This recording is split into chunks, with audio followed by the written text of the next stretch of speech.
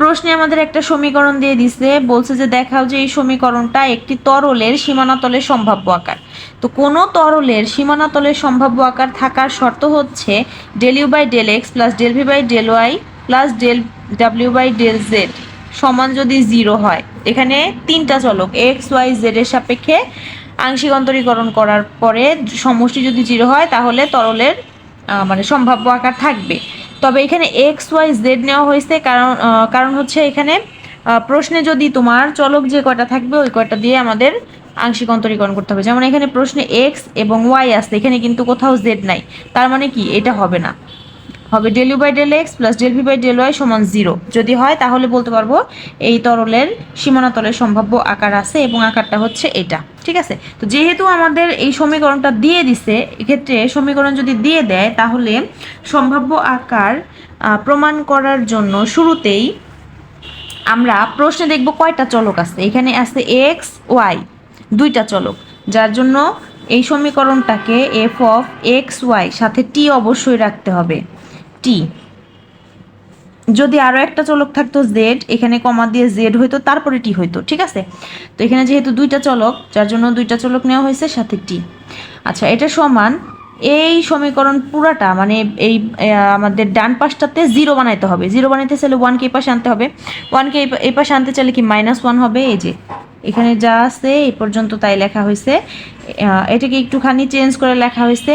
এখানে 1/5 অফ টি, এটাকে লেখা হয়েছে 5 of t whole inverse. Inverse মানে 1/, পুরাটা।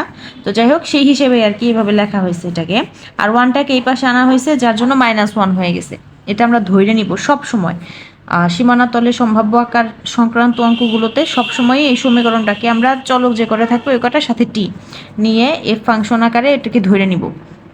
আচ্ছা, এরপরে হচ্ছে তলটি একটি সীমানাতলের সম্ভাব্য আকার হবে যদি এই শর্তটা সিদ্ধ করে।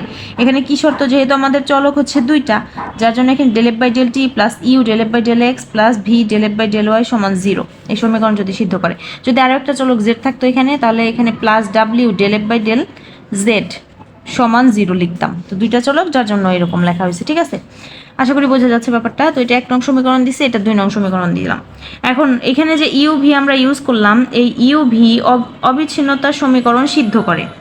কি সমীকরণ? এই সমীকরণ del u by del x plus del v by del y সমান 0, এটা একটা অবিচ্ছিন্নতার সমীকরণ। এই সমীকরণটা ইউ ভি সিদ্ধ করে। ঠিক আছে, আচ্ছা তাহলে আমাদের এই সমীকরণটার দিকে যদি আমরা লক্ষ্য করি, আমাদের যেহেতু সম্ভাব্য আকার আছে কিনা সেটা আগে প্রমাণ করব।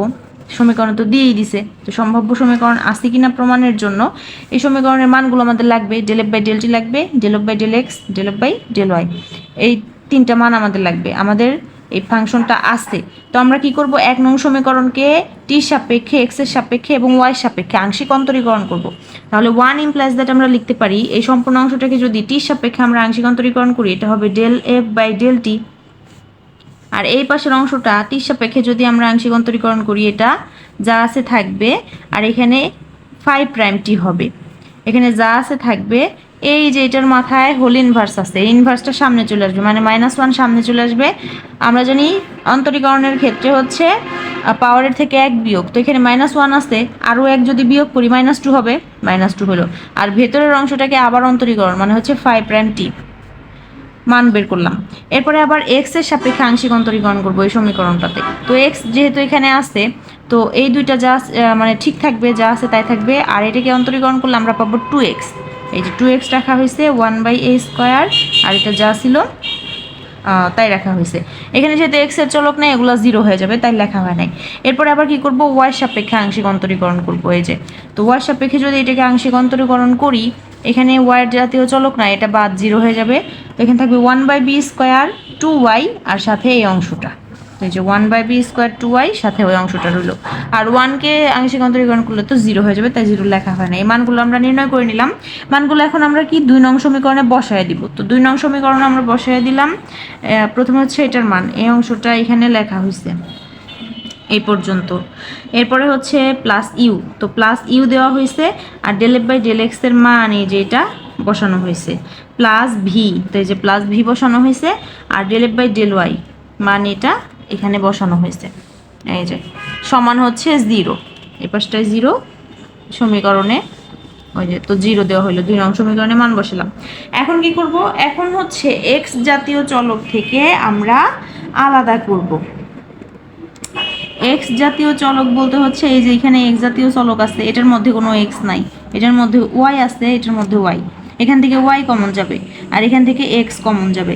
তো এখান থেকে এক্স কমন গেল আর নিচে এই স্কোয়ার দুইটার মধ্যেই আছে, তাই এক্স বাই এই স্কোয়ার কমন গেল। আর যা বাড়তি যা ছিল এই দুইটা এখানে লিখে দিলাম। যেমন এখানে এক্স নেওয়া হয়েছে আর এই স্কোয়ার নেওয়া হয়েছে, তো এখানে একটা এক্স রয়েছে আর এই অংশটা রয়েছে, আর এখানে প্লাস ইউ রয়েছে, আর হচ্ছে 2 phi সাথে হচ্ছে ইউ, তো 2u phi লেখা হলো। আর এই দুটো অংশ থেকে আমরা y by b square common নিতে পারি, এই দুটো অংশ থেকে। তো y by b square common নেওয়া হয়েছে, এখানে থাকলো প্রথমে আমরা এই অংশটা লিখবো, পরে এই অংশটা লিখবো, কারণ আমরা পজিটিভ থাকবো, মানে এখানে সবসময় প্লাস আকারে নিতে হবে, ঠিক আছে।